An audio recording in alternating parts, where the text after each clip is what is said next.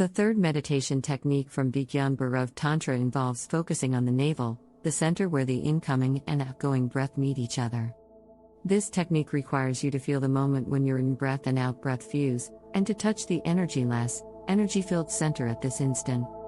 Shiva explains that we are divided into the center and the periphery. While we know our bodies and the periphery, we don't always know where the center is. When the in-breath fuses with the out-breath and becomes one, we experience a moment of fusion. At this moment, it's difficult to differentiate between the in-breath and the out-breath, and the breath becomes static, neither moving in nor out. When the breath is silent and non-moving, you are near to the center. The fusion point of the in and outgoing breath is your center. The Taoist and Zen mystics say that the head is not the center, but rather the navel is the center. The breath goes to the navel, then moves out, it goes to the center. The breath is constantly going to the center and moving out, but we are not taking enough breath. This is why everyone feels off-center. Children, on the other hand, are often in their center, at their center. That's why they are so happy, bliss-filled, and never tired, overflowing and always in the present moment, with no past or future.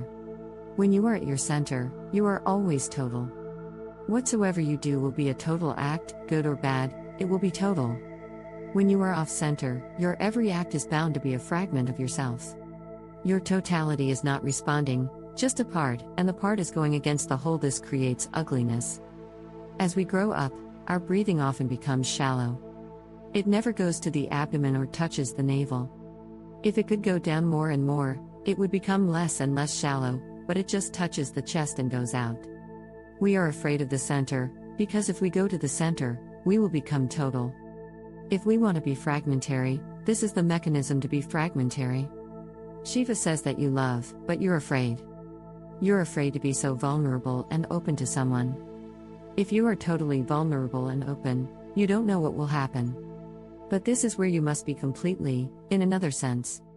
You are afraid to be so completely given to someone. You cannot breathe or take a deep breath.